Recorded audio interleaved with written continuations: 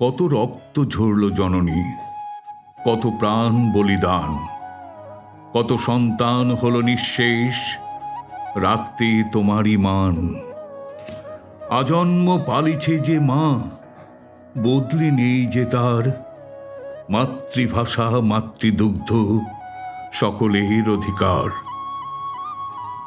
নতশিরেই বিশ্ব দেখেছে সে লড়াই ভাষার তরে, আজি আবার এসেছে নতুন দত্তি নবরূপে নবস্বরে। তবু ভেবো না জননী, সন্তান তোর সজাগ অনুক্ষণ, তার প্রতিটি রক্তবিন্দুতে তোর লিখে দেবে জয়গান।